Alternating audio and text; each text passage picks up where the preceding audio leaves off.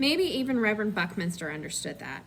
On Friday, after the Trojans had come across Queen Dido and all the exciting parts were getting ready to die down, a miracle greater than the parting of the Red Sea descended upon the town of Phippsburg, Maine.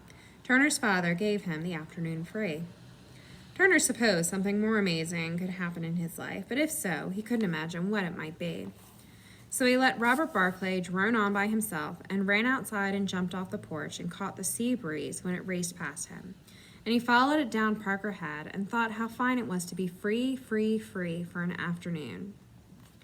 He didn't mean, at least at first, to head on down to the shore, since Malaga was still forbidden.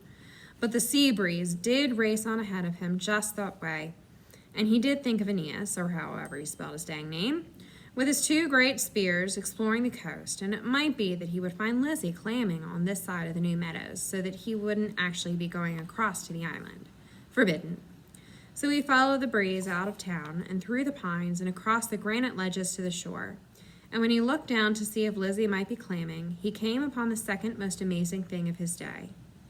Just off the shore of the island, a house was set on a raft, bobbing up and down in the gentleness of the surf. Even Aeneas would have been surprised. It was about as forlorn a thing as he ever wanted to see. The house perched on its raft as though it were trying not to be sick. Its roof beams sagged in the middle, its shingles clung loosely, and the chimney pipe swayed with each wave, trying to be jaunty, but not very good at it. Lashed to its sides were 2 barrels, a few lobster pots, and an old battered trunk, complaining at being dragged out onto the water. Faces looked out the windows. Abby's face, Pearlie's face, Tripp's faces. On the shore stood what looked to be just about everybody who lived on Malaga Island, Lizzie and her granddaddy hand in hand. No one was saying much, just watching as Mr. Tripp circled the raft, tightening a rope, checking the barrel tops, and trying to make it about as ship-shape as Aeneas would have made a warship. Then he went back on shore, and there were handshakes and nods, all quiet until he went back aboard and cast off. A wave kicked up, but he hung on, and soon the house was drifting down the New Meadows, heading out to the coast.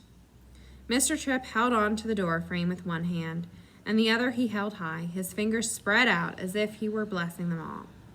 In that moment, Lizzie's granddaddy lifted up his voice, quavery but loud, and soon every soul on the shore was singing. Yes, we'll gather at the river, the beautiful river. Gather with the saints at the river that flows by the throne of God. And the raft floated away, the sound of singing faded, and the gulls swooped and screeched as if they were announcing a death in the town. One by one, those on the shore headed back up into the island. By the time Turner had climbed down the ledges and stood just across the New Meadows, only Lizzie and her granddaddy were standing there, still looking at the raft before it crossed behind the island and so out of sight. Lizzie, Turner called. Lizzie Bright. But she did not answer. Instead, she put her hands to her face and ran up the beach. And her grandfather, after peering at Turner for a moment, followed her.